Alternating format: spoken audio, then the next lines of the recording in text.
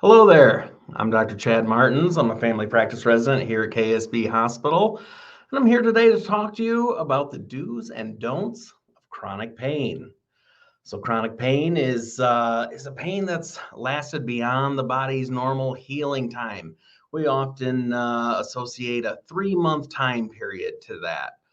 So, first and foremost, anytime you have an issue, including pain, you want to make sure you talk to your provider. Your individual health and pain management should be tailored to you. So make sure you talk to your provider about any concerns you have about pain medicine. But I'm going to talk to you a little bit about some of the general do's and don'ts of chronic pain management.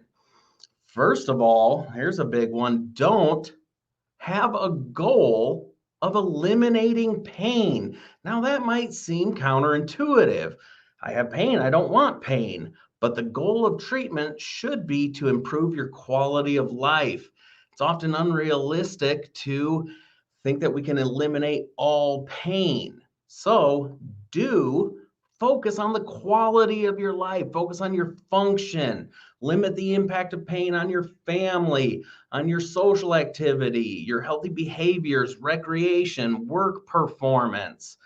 Another big do is physical activity, walking, aquatic exercises, taking classes, seeing a trainer, yoga, Tai Chi.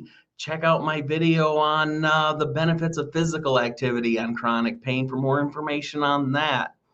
Here's another big one to make sure you do. Identify and seek meaningfulness and purpose in your life. A lot of times that may include some sort of spirituality. This has been studied and shown to have a good benefit on the quality of life and chronic pain. Another big do is do work on cognitive behavioral skills, such as identifying distressing negative cognitions and beliefs, use mindfulness-based stress reduction, relaxation training, biofeedback. These are all things that you can work on with your provider or counselor. Yes, counselor. If your provider recommends that you talk with a counselor or therapist, do it. Do yourself that favor. It's for your benefit. Now, what about some non-pharmacological interventions? Things that have shown to improve pain: heating pads, acupuncture. How about healthy diet, work-life balance? These are all things that improve your quality of life. Remember, the goal is improving your quality, improving your function. How about pharmacological interventions, medicines? What kind of medicines are good for pain? Well, you want to make sure you talk to your provider again, but you do want to give medicines that your providers prescribe you a chance. If they say, hey, take a tricyclic medication that was initially developed for depression, but we found out is helpful for maybe your particular kind of pain, try it, take it as directed. There's serotonin, norepinephrine reuptake inhibitors, also initially developed as antidepressants. We found out, hey, this helps with chronic pain in some patients. If your provider prescribes you an antidepressant for pain, don't say, hey, I'm not depressed, I'm in pain, I'm not going to take that. No, do it. There's lots of benefit to these medications. There's other medications, seizure medications developed for seizure, but we found out that gabapentinoids like gabapentin, pregabalin, also known as Lyrica, can be really beneficial for some kinds of chronic pain too.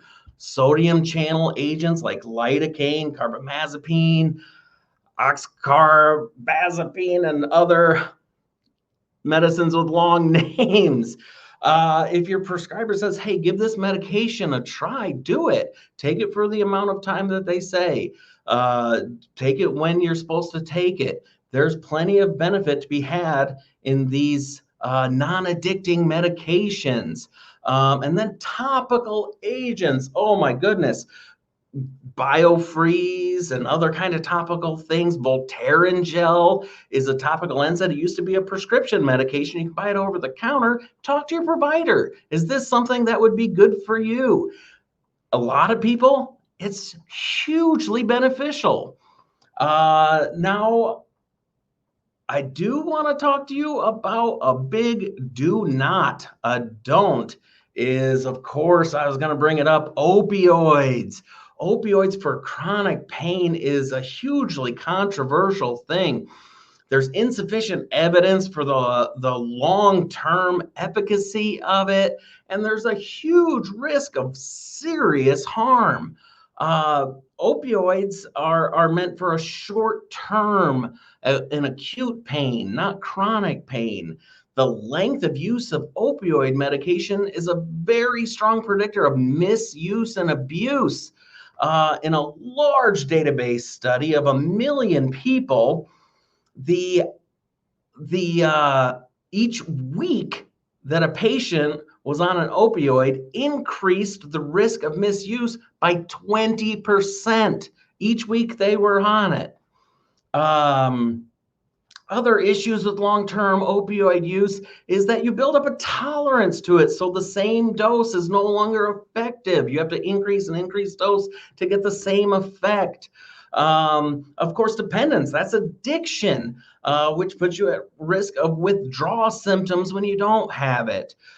Sleep disturbances, a lot of people with chronic pain, I have trouble sleeping unless I have an opioid and then I sleep better. That's actually, you can be causing sleep disturbances, lower quality of sleep if taking opioids. You can have endocrine abnormalities, that's your hormones. You can have different hormone dysregulation, thyroid, adrenal glands. The opioids can cause all kinds of different disturbances with that. Of course, one of the most common ones, constipation. People take opioids often have to take tons of different laxatives and things to stay regular because they get bound up when taking opioids. How about immunosuppression? You're more likely to get sick because your immune system is depressed on long-term opioids. Hyperalgesia, what does that mean? That means things that shouldn't really hurt that bad might hurt a lot more. So you actually might be causing more pain when you're on opioids. I know that seems really counterintuitive, but when you get that constant feed of opioids to your central receptors, your perception of pain is altered. Moving on, how about neuropsychological deficits? It's bad for your brain. It's bad for your cognition. Especially, as we get older, a lot of times we worry about keeping our brain sharp, keeping our memory sharp. Opioids will do the opposite of that. So you do not want to be on long-term opioids. It can affect the way you think. And especially with like mood changes, depression. Here's a very important one, respiratory depression. Opioids actually decrease your respiratory drive. Now, when we go to sleep at night, we naturally don't breathe as deeply. Well, if we're on opioids, we're breathing even more shallow.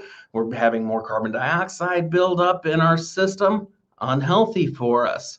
And then, of course, I had touched on this, the long-term use predisposes people to misuse, abuse, increasing amounts, opioid use disorder, addiction, which can, of course, lead to overdose and death.